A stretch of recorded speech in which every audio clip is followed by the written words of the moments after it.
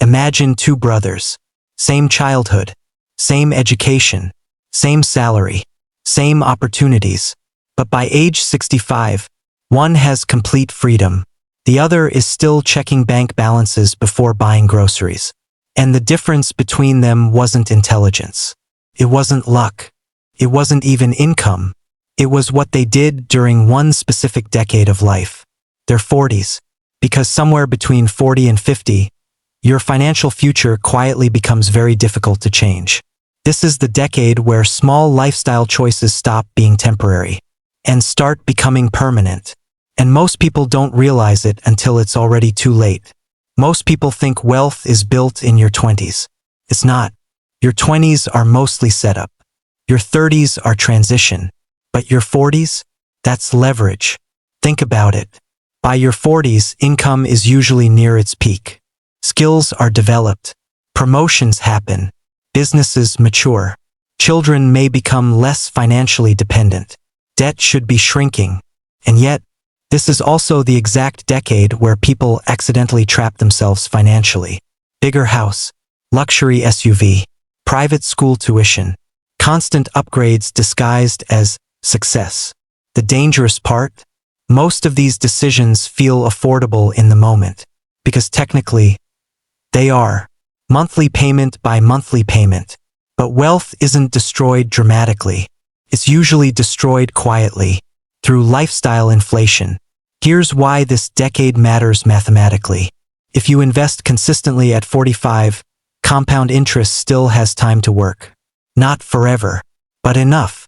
10 to 20 years of compounding can still radically change retirement outcomes. $1 invested at 45 still has years to multiply. But $1 not invested at 45? That loss compounds too. Let's go back to the two brothers. David and Marcus. Same age. Same degree. Same corporate job. Both earning around $140,000 a year by age 42. On paper, identical. But this is where their paths separate. David buys a comfortable house. Not tiny. Not flashy. Just manageable. He drives a reliable used Lexus.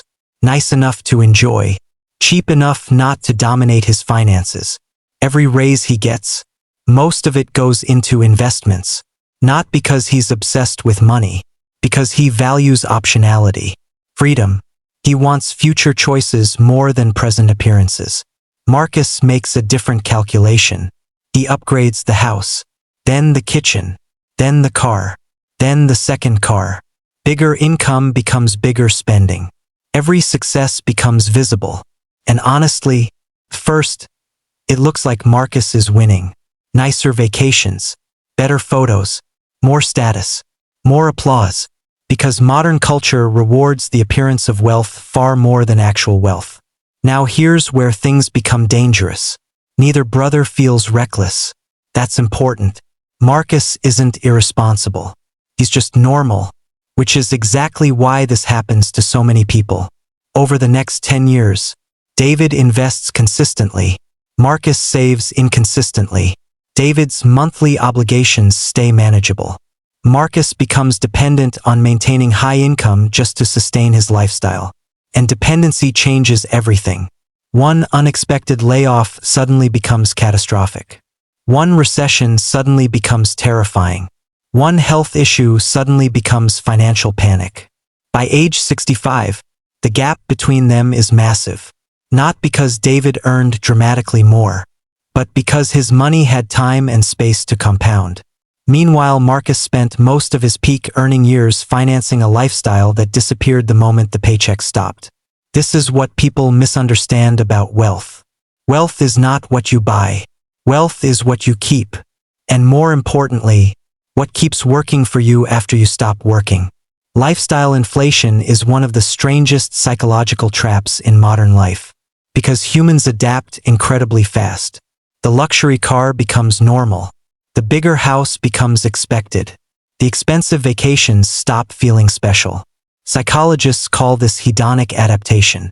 Your brain quickly resets its definition of normal, which means higher income often doesn't create more happiness. It just creates more expensive habits. And social comparison makes it worse. People rarely compare downward. They compare sideways, to coworkers, neighbors, Instagram feeds. Suddenly, a perfectly good life starts feeling inadequate. And here's the irony. Some of the highest earners in society are also some of the most financially trapped, because their lifestyles expanded exactly as fast as their income did. So despite earning more, they never actually gained freedom. Here's the part almost nobody wants to hear. Catching up later becomes brutally difficult. Not emotionally, mathematically.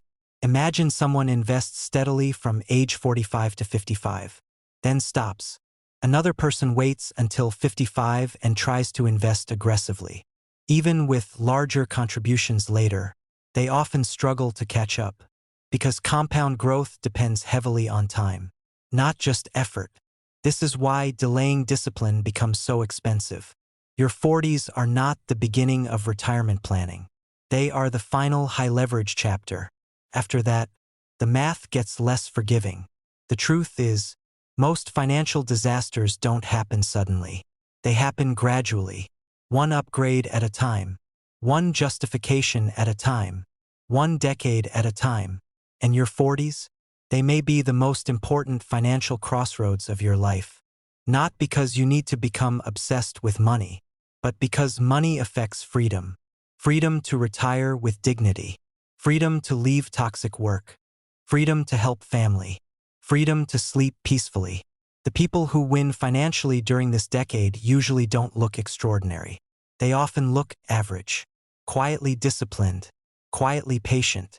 Quietly building a future nobody applauds in real time. Until 20 years later, when the results become impossible to ignore. So if you're approaching your 40s, or already living in them, ask yourself one question. Are your current choices buying temporary status or permanent freedom? Because one day, your future self will live inside the consequences of the answer.